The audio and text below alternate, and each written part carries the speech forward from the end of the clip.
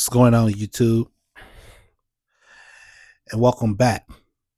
It's about that time again. Now we tune in to Reality Talk News. Now we was on a day one of the Keefe D Trial, day one. So the trial of Durant Keith Davis, who was charged with a one-account murder with a deadly weapon and the death of Tupac, began with an open statement by Monday morning in Las Vegas from both sides. So the prosecutors called the 1996 Shakur killing an act of revenge and said Davis showed up vertical anger at Shakur for years. Meanwhile, the defense argued there was a lack of facts of the case. So the jury had heard that testimony from four witnesses, including the officer who pulled over Marion Should Knight at the night of the shooting, and a woman who was in a car ahead of Knight and Shakur when they were shooting happened. Certain of Shakur's family members, including his sister, was also present in the courtroom. So prosecutors do not claim Davis fired the shot, killing Tupac 30 years ago, but instead alleged that he orchestrated the killing of in retaliation for assaulting his nephew. So Davis, 63, pleaded not guilty. Let me tell you something. I'm gonna ask you this. There was witnesses was there when all this has happened. Now I'm gonna take, if Gaddafi would have been there right now, he would have been on the witness stand because he saw the whole thing. So when Pac pulled at the light, there's four girls, right? One of the girls go by the name of Ignorant, and she was sitting on a passenger side talking to Tupac, but Tupac and Should and the other girl, which the other I believe in the back seat, was talking to Should. So Pac was going to invite them to Club 662. Hit the like button. He was inviting them and told them to meet them there on the same night when all this was going on.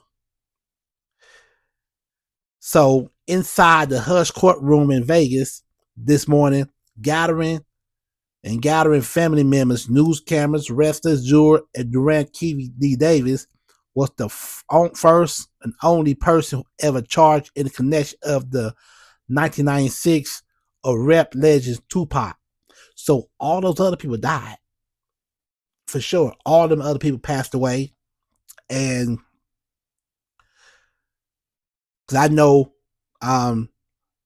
T Brown, which is Tans Brown, he got murdered by the weed store in Compton. And you know, Baby Lane got shot at the car wash. And DeAndre, I don't know what he died from, but he passed away. So I don't know what he died from, but he didn't get shot at anything like that. So he pleaded not guilty. So the 63-year-old was appearing in the court Monday, was standing trial for the first time, facing allegations from the Nevada prosecutor that he masterminded Shakur murder, to which he pleaded not guilty. Now, I'm gonna tell you, when you orchestrate a murder, you just a murderer, even though you didn't pull the trigger. You just is guilty, and you just you're a murderer as well, because you told another person to kill another person.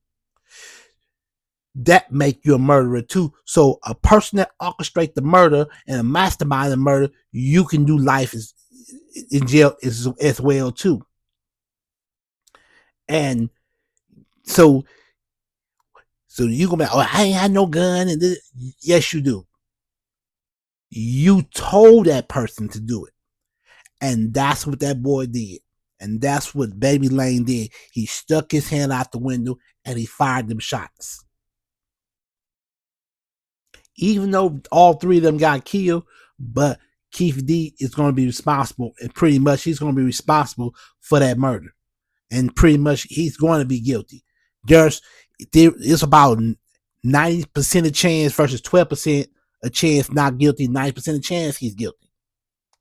Now, day one of the Davis trial finally brought a 30-year unsolved murder into a courtroom where prosecutors used surveillance footage, audio clips, witness testimony to walk juries through the timeline of the event of September 7, 1996, which is in a drive-by shooting that claimed Shakur's life.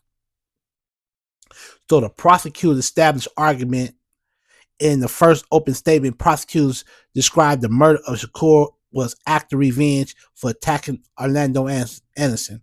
So it was a revenge. It was payback.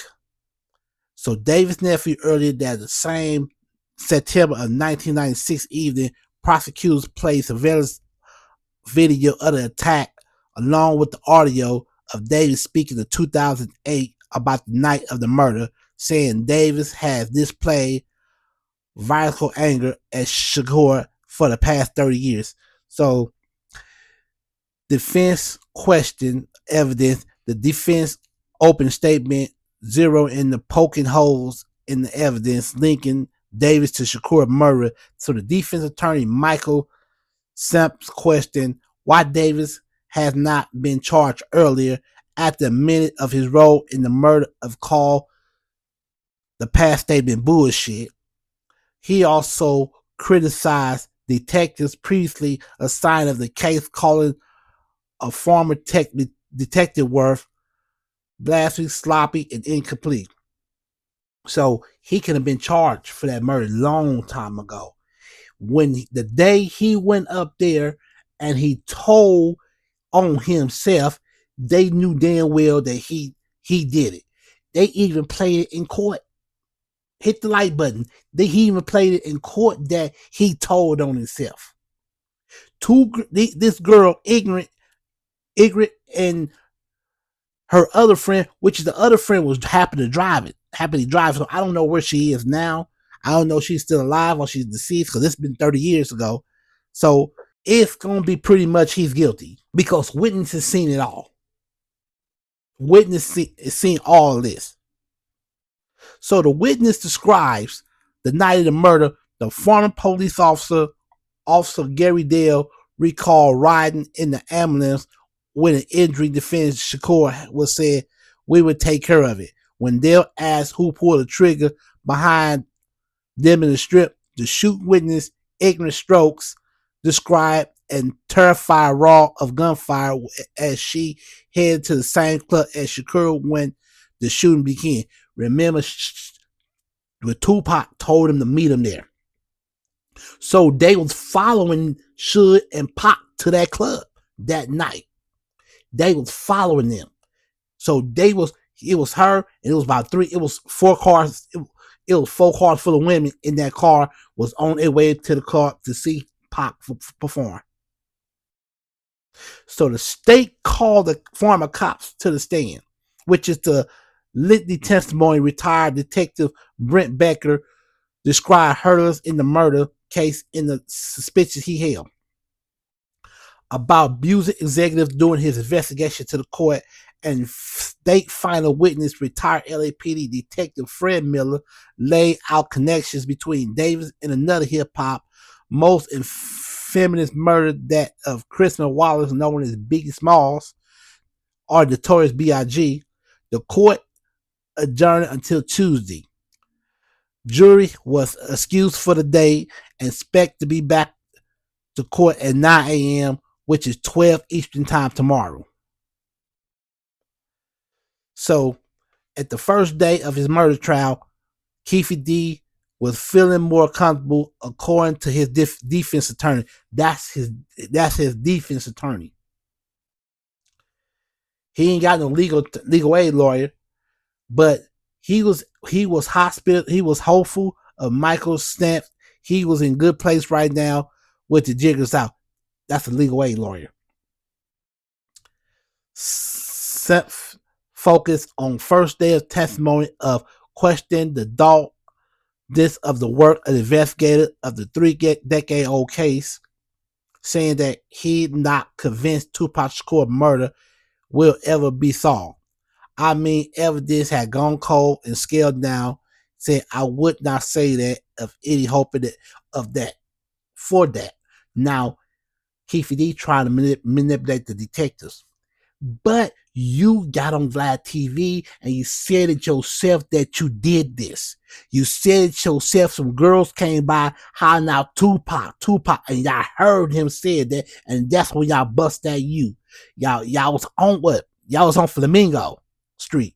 Y'all bust at you to go toward the other way where they was at, and they pulled up on the side of them, and they killed, shot, and boom, boom, boom, boom, boom, shot them.